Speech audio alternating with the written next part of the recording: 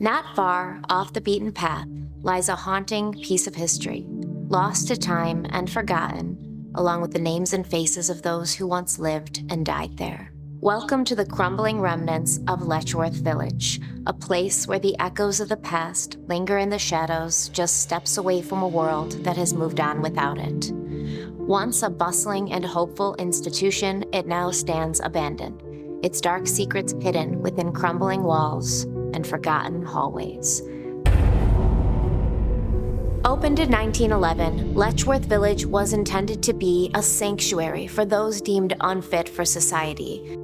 But what was meant to be a place of care and hope soon turned into a living nightmare that most did not ever wake up from. Behind these walls, stories of neglect, mistreatment, and sorrow unfold. Many believe the spirits of former residents still roam these halls, their restless souls trapped by the pain and trauma they endured. Sightings of ghostly figures, unexplained sounds, and an overwhelming sense of dread have often been reported by those brave enough to venture here. Join me as we dive into the spine-chilling history of Letchworth Village and explore the horrifying tales of mistreatment, ghostly apparitions, and a tragic legacy left behind.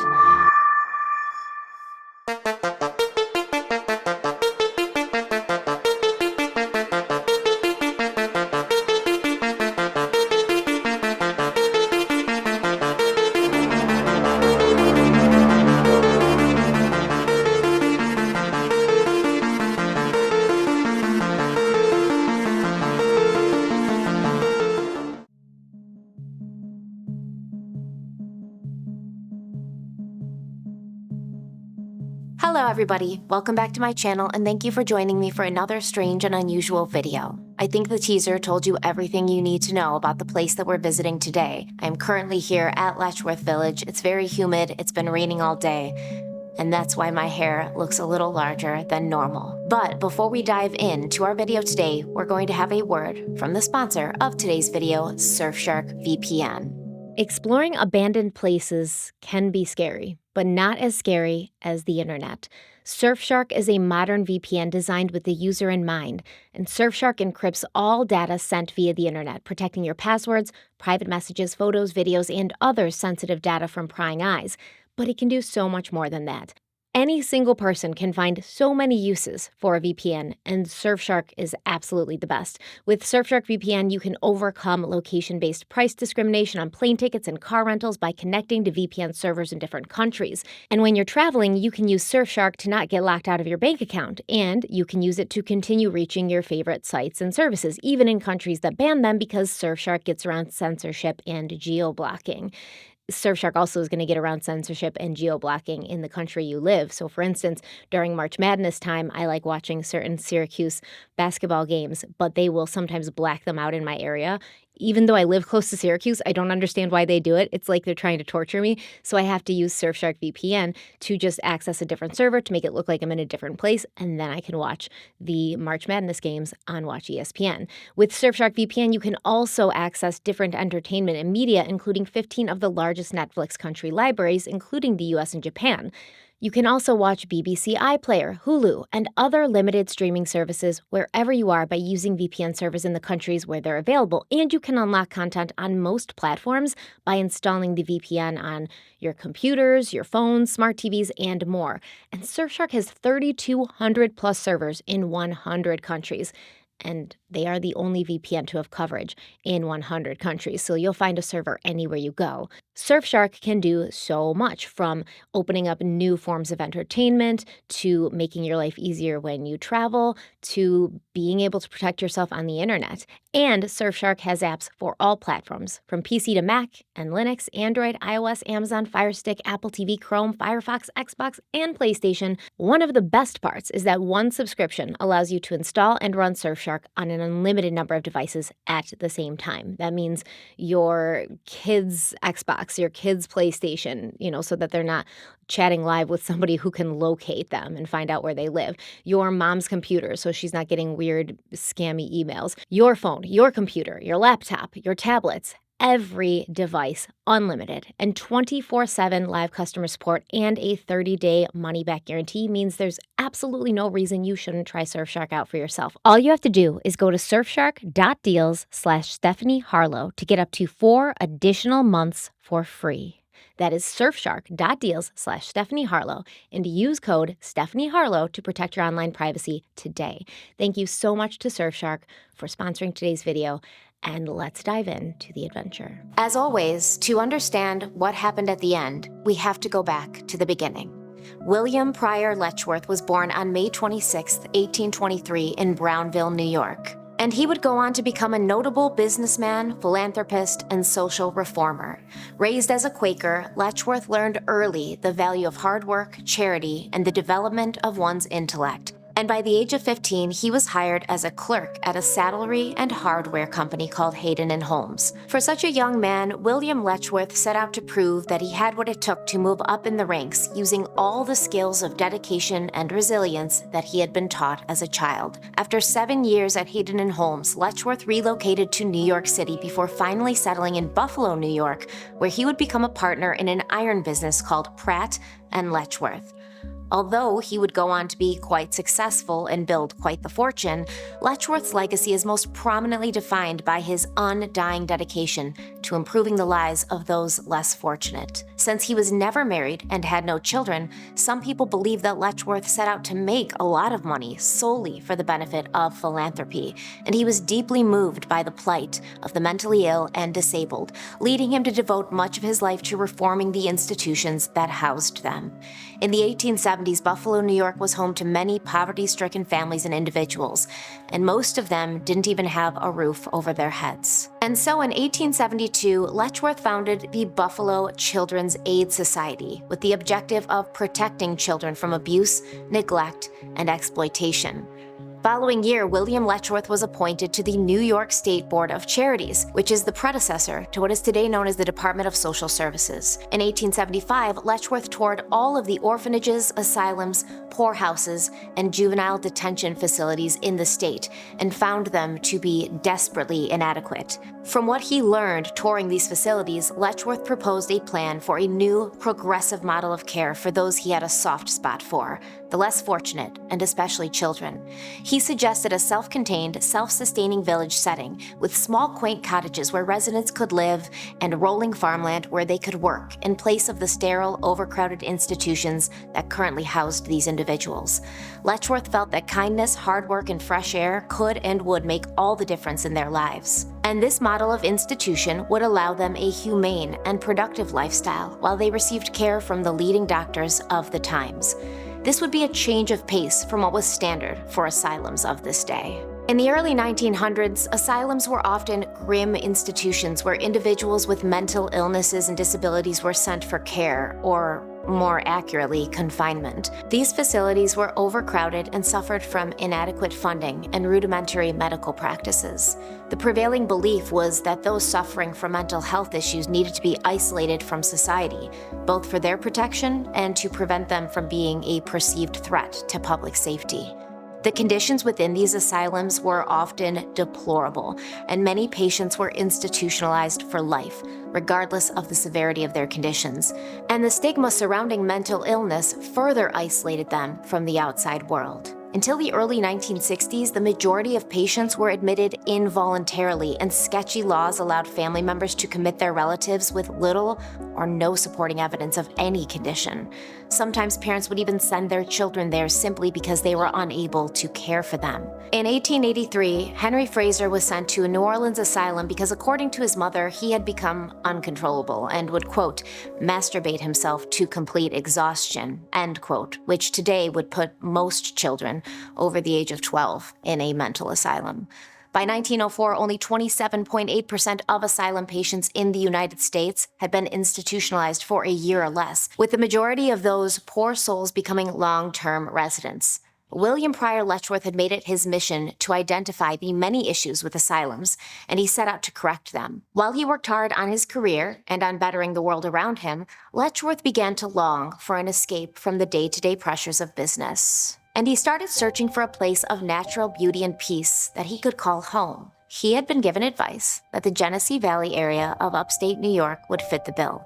So one day, on his way back to Buffalo from New York City, Letchworth took the Erie Railroad, which passed over the gorge of Portage Falls. Josephus Lenard, photographer and close friend to Letchworth, would later write, quote, "From the bridge, he saw how nature had produced here a perfect masterpiece of scenic composition, blending beauty with grandeur and transcendent accord, and how man had done what he could with his tools of destruction to wreck the noble piece of work. But he saw too that the vandalism of men had no power to do more than mar the surfaces of such a picture, and then nature would very lovingly renew them if she could be given the chance." End quote. In 1859, when he was just 36 years old, William Letchworth purchased a tract of land along the Genesee River Gorge. He was moved by the natural beauty of the landscape, including its majestic waterfalls and lush forests, and he sought to protect the area from industrial development and deforestation. Falling in love with what is now known as the Grand Canyon of the East, Letchworth set to work building his personal estate known as Glen Iris on the property. He hired notable landscape architect William Webster to design the grounds, complete with winding paths, roadways, rustic bridges, glistening lakes, and sparkling fountains. And reportedly, he spent a whopping $500,000 improving the land, which sounds like a lot, but in today's dollars, it would be over $18 million. In 1906, William Letchworth donated the 1,000-acre estate to the state of New York, with the condition that he could continue living there until he died, which sadly happened just 4 years later, at the age of 87 years old. This 1,000 acres would become the heart of what is now Letchworth State Park, and within the park is the Glen Iris Inn, formerly Letchworth's residence, which currently acts as a restaurant and hotel, offering visitors a glimpse into the park's origins. If you visit Letchworth State Park, make sure to pause for a moment and take in all of the beauty that drew William Letchworth to seek and find solace there. And make sure you stop at the Glen Iris Inn for a delicious lunch and maybe a cocktail or two. I suggest the pineapple mojito. Now, the inn itself is located near the middle falls of the Genesee River and offers visitors stunning views of the falls and the surrounding gorge. The inn has kept much of its original character with period furnishings and decor that transport guests back in time. Although William Pryor Letchworth was instrumental in seeing Letchworth Village become a reality, he would die a year before the facility admitted its first patients in 1911. Located almost 300 miles away from the beauty of Letchworth State Park and about 40 miles north of New York City, the location for Letchworth Village was just as scenic and peaceful as Letchworth State Park. Nestled in the rolling hills of Rockland County in the hamlet of Thiels, New York, anyone would be able to see how the surrounding environment might be calming and peaceful for those who had struggled so much throughout their lives. Intended to be a picturesque community that would become a model institution for the treatment of the developmentally disabled, those who were in power in New York felt that it could not come soon enough. According to newspaper articles, research had shown that at this time, New York State had over 12,000 feeble-minded residents, and less than 4,000 of them were in institutions, with another 1,000 on waiting lists to be admitted to one. Professor C.B. Davenport, the director of the Carnegie Station for Experimental Evolution, said, quote, "A feeble-minded person is a person without sense of social responsibility. He's always a menace, and is many times a potential or actual criminal. To remove these unfortunate individuals from society and place them in institutions like Letchworth Village is most important for society's present protection. Still more important, however, is the influence of such segregation on the future welfare of society. Scientists of undoubted authority hold that segregation of all of the feeble-minded below a certain grade will eventually solve the whole problem of idiocy and feeble-mindedness. If the state were to segregate its feeble-minded, were to examine all immigrants settling in New York State for mental defects, and were to deport those found defective, there would be a constantly diminishing attendance at the state institutions for the feeble-minded, and at the end of 30 years, there would be practically no use for such institutions." End quote. As a side note, in case you didn't pick up on it, the Carnegie Station for Experimental Evolution was based on the theory of eugenics. And eugenics is the set of belief and practices which aims at improving the genetic quality of the human population through the selection of desirable and heritable characteristics in order to improve future generations. Generally, eugenics is seen as a very cruel and very callous belief system, a survival of the fittest vibe that was enforced through genetic screenings, selective birth control, and sterilization practices on populations that were deemed undesirable, and forced isolation of the mentally ill. However, for many decades, eugenics did play a very large role in the United States and many other countries, influencing culture, politics, education, and almost every aspect of one's life. So it seems from the start, Letchworth Village was doomed, with all of the bad karma it gathered due to its misguided intentions. The first residents of Letchworth Village were 100 boys from Randall's Island's Juvenile Detention Center. According to a July 1911 article in the Brooklyn Citizen, these boys were, quote, of the improvable type of feeble-minded. They're able to do fairly credible work under supervision, and they will find at Letchworth Village plenty of opportunity for such work, end quote.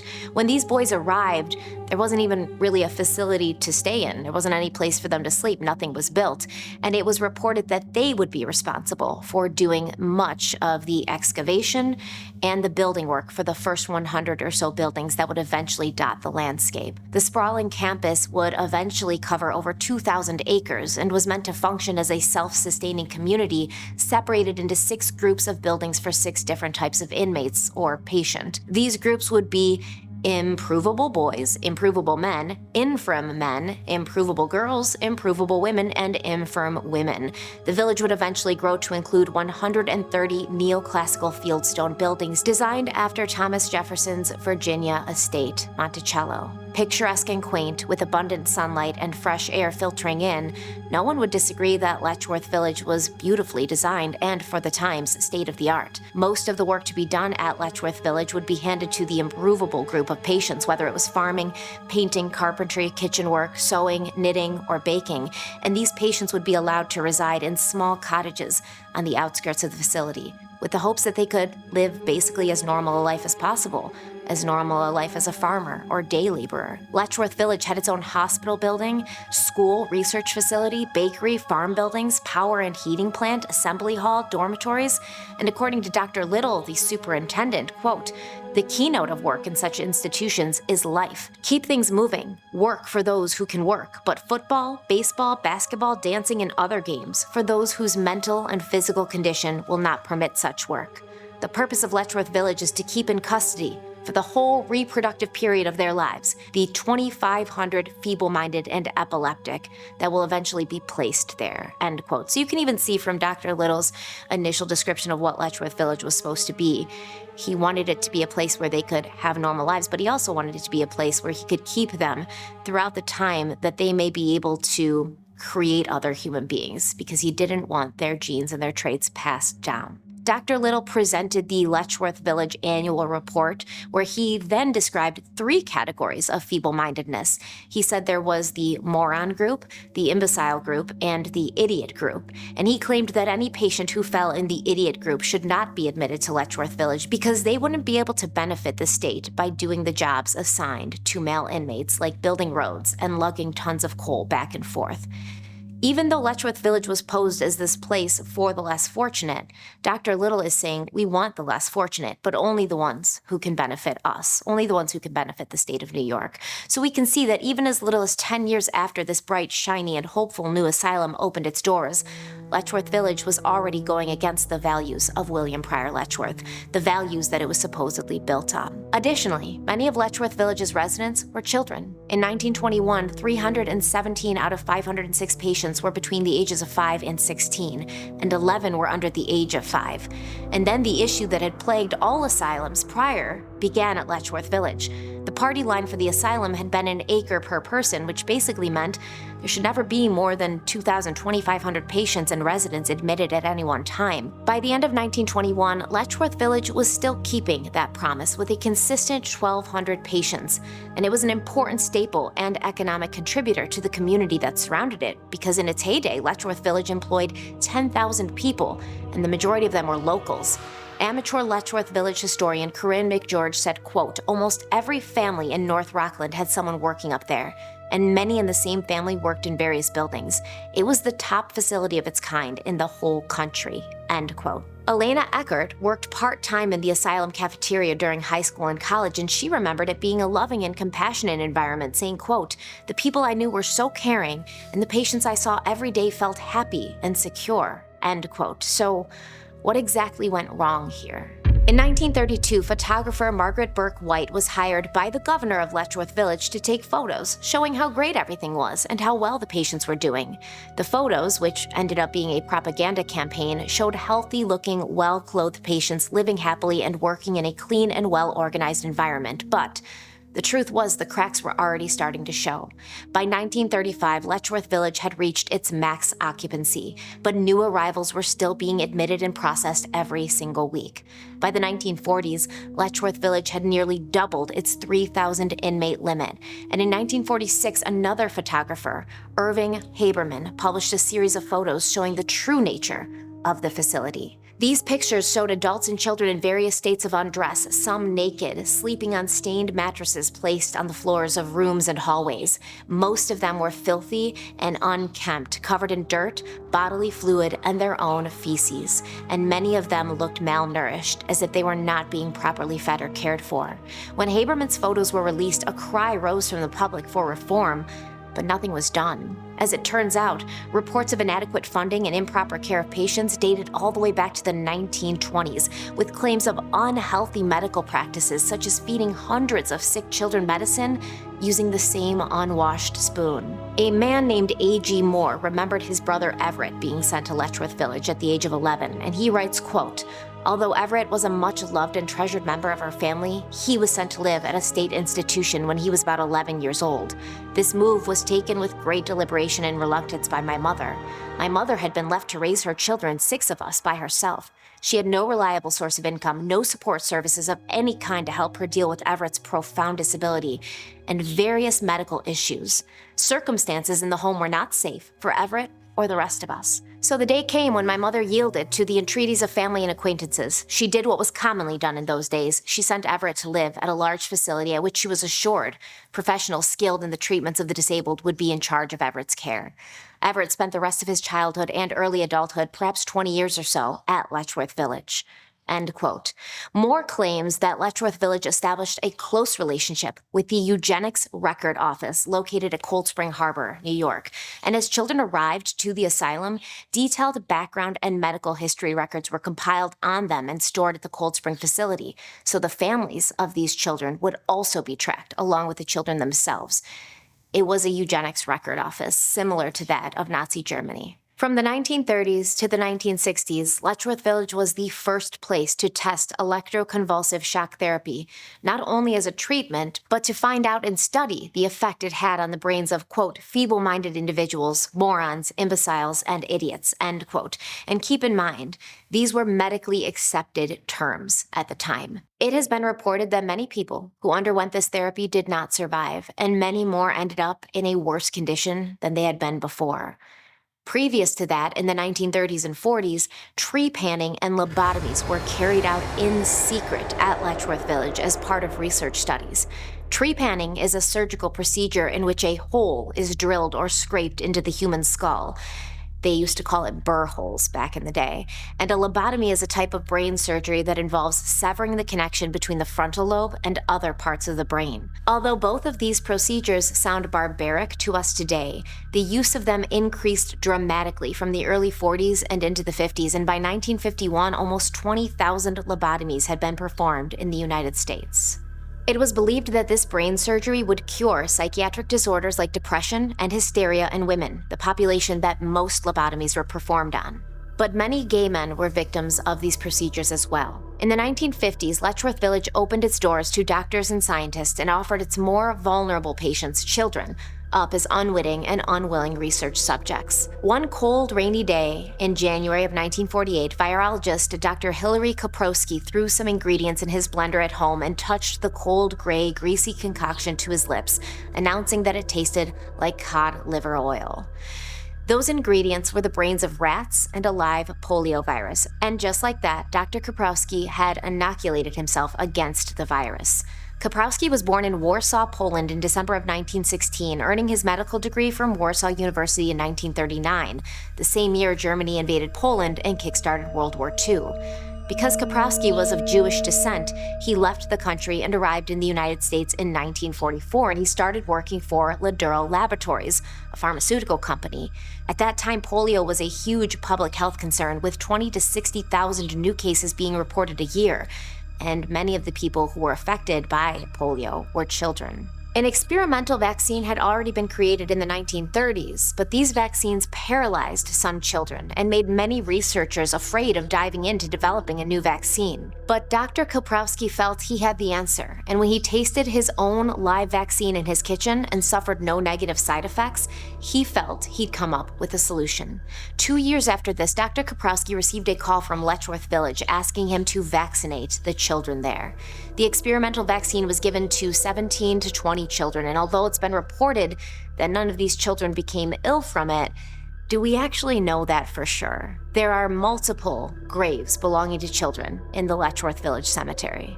Dr. Kaprowski's peers were outraged when he did this, not because he had tested the vaccine on cognitively disabled children, but because he had tested the live polio vaccine on a human being at all. Dr. George A. Jervis was a pioneering figure in the field of neuropsychiatry and developmental disabilities, and he'd been associated with Letchworth Village for years by the time he published a 1947 paper on his research into a genetic disorder called phenylketonuria, which results in the inability to metabolize an amino acid. Dr. Jervis performed human experimentation on the patients and children of the facility, many of whom could not provide consent due to their disabilities. These experiments included forced fasting, invasive tests, multiple blood draws, and the administration of large doses of amino acids. Not only were these patients and their families not given informed consent, but Dr. Jervis conducted his work at Letchworth during a time when the living conditions there would have been deplorable. And as a doctor who took an oath to do no harm, it's often questioned why he didn't say anything. He didn't do anything, why he felt this was acceptable for the patients he was using to further his medical research and to further his reputation. By the 1960s, Letchworth Village held over 5,000 patients, far more than it was ever intended to, and the state refused to use additional funding to build more housing. At one point, there were 70 beds crammed into each dormitory, and over 500 people were sleeping on mattresses scattered throughout the common areas. Because of the number of patients, nurses had only 30 minutes to feed them all, resulting in food being shoved down people's throats and ultimately causing many recorded choking deaths. Brain specimens were harvested from deceased patients and stored in jars of formaldehyde to be displayed in the laboratory. The bodies of the dead were then reduced to nothing but a number, as they were hastily and carelessly buried half a mile away in a small cemetery hidden in the forest. In 1972, Geraldo Rivera, who at that time was a journalist for ABC News, filmed an expose documentary on the horrible conditions at asylums that would end up making his career and put Letchworth Village under the spotlight and on the map in not the best light. North of the city, on the way to Bear Mountain, is a lovely-looking place called the Letchworth Village Rehabilitation Center. Set among the hills and woods of suburban Rockland County, a passerby could easily mistake the place for a country club or a college campus. The early morning mist gave the place an eerie feeling, like a set from a horror movie. About 25% of the funding for Letchworth Village comes from the federal government, and one of the requirements for continued eligibility is that there be 80 square feet of space per patient. Here they get only 35 square feet. In the face of this terrible overcrowding, there was a ward there that stood empty because they hadn't the funds to hire the 38 people it would take to staff. There's at least one more horrifying aspect of life at Letchworth. More than 300 able-bodied patients, both physically and mentally able to work outside the institution, are not being allowed to. They're being used to fill the places of the too few employees. They get paid $2 a week for their efforts, about what they'd make each hour on the outside. What we need is a new approach. We have to change the way we care for our mentally retarded. We ask for change, we demand change. But it just doesn't have to be this way.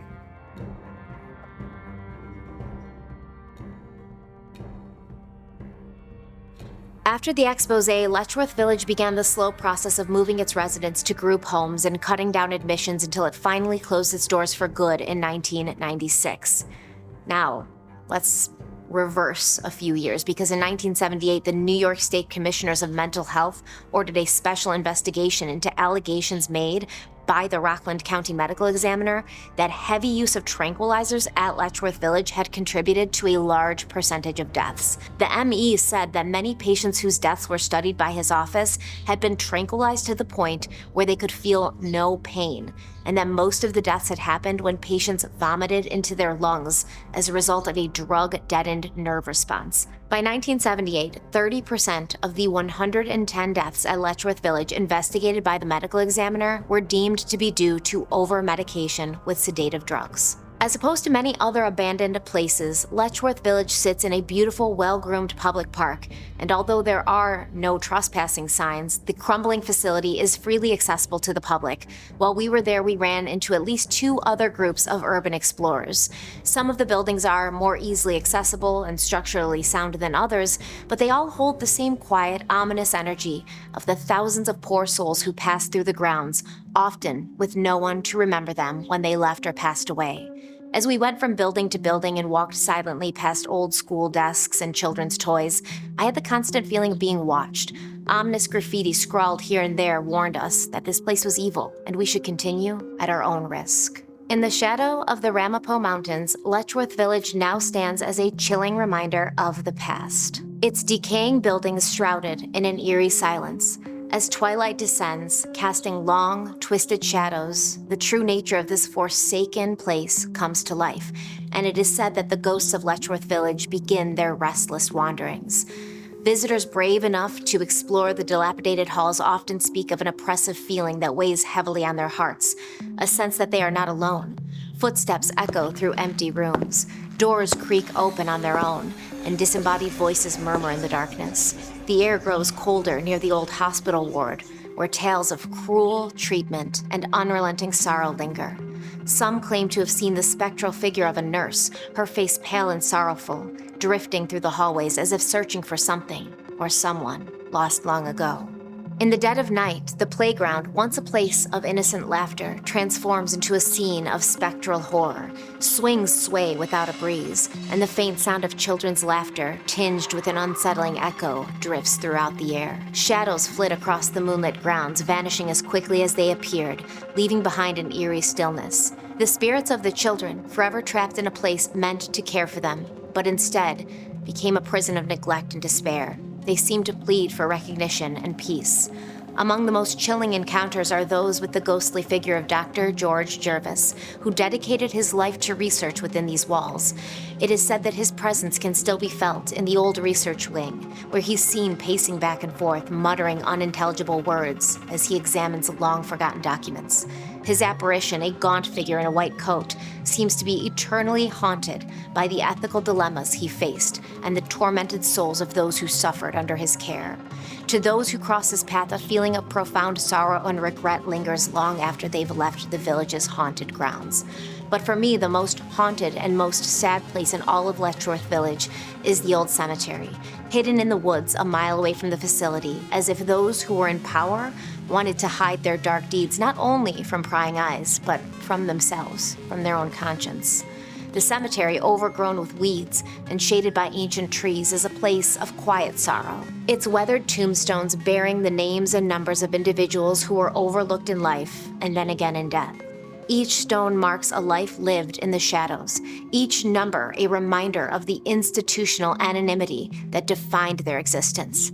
The graves are simple, small, and the majority of them are marked only by small metal plaques bearing a series of numbers instead of names, a stark reflection of the dehumanizing treatment that characterized much of these people's lives. The numbers do more than mark a place of rest. They tell a heartbreaking story of a system that reduced human beings to mere digits, stripping them of their identities, even in death. The few gravestones that do bear names often belong to those whose families managed to reclaim them from the institution's grip, A final, and from the looks of it, rare act of love and remembrance in a place where love was often scarce. Walking through the cemetery, I could feel the weight of the countless untold stories, dates of birth and death showing that many of these patients died far before their time, and many never lived to see adulthood. There are far too many markers simply stating baby girl or baby boy with no actual first name, and some do not even have birth dates to accompany the date of their deaths. The cemetery is silent, save for the occasional rustle of leaves and the distant call of a bird. But the silence speaks volumes. It is a silence filled with unspoken words, with cries for help that went unheard, and with dreams that were never realized. The cemetery at Letchworth Village stands as a somber reminder of a time when those who were most vulnerable were often hidden away, abandoned, told they were not wanted, and told they were not acceptable to society's standards, and then they were forgotten. It's a place of reflection, where the injustices of the past are laid bare. Each visit to this hallowed ground is a step towards acknowledging the pain and loss endured by those who called Letchworth Village home, a silent vow to remember and honor their memories and to tell their stories before they are lost to the passage of time. To get to the cemetery, you have to find the obscure path throughout the woods off of Old Call Hollow Road.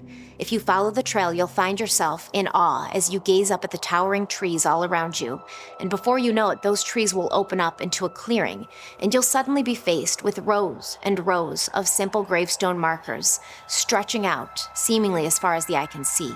In 2007, some passionate locals petitioned to have a memorial erected with the names of over 900 patients who lived and died at Letchworth Village between the years of 1914 and 1967. A kind and compassionate act that some might feel was too little, too late. Letchworth Village, now a decaying relic of a bygone era, remains alive with the memories of its tragic past. The ghosts that roam its corridors are not merely echoes of history, but restless spirits seeking acknowledgement and redemption. Their presence serves as a haunting reminder of the human capacity for both compassion and cruelty, a testament to the lives that were lived and lost within the village's walls. I found the place to be achingly sad and beautiful at the same time. And you can't help but wonder about your own life and death as you stand amongst ruins of the past and the people who inhabited those times. It makes you wonder who will be walking through the echoes of your life one day, thinking about who you were and what kind of life you lived, gazing at the everyday items that were run-of-the-mill to you. But for visitors from the future, they hold mystery and the potential of a story still left to be discovered and told. The world moves on and leaves all of us behind, and the question remains, how will we be remembered when we are dead and gone, and the places we once occupied, lived in, walked through, loved in, cried in, laughed in, and died in will be crumbling and abandoned ruins. Thank you so much for joining me for today's Strange and Unusual. As always, don't forget to like the video if you liked it, share it if you think it's worth sharing, and subscribe if you haven't already. And until next time, stay kind, stay beautiful, and stay safe. I'll see you very soon. Bye.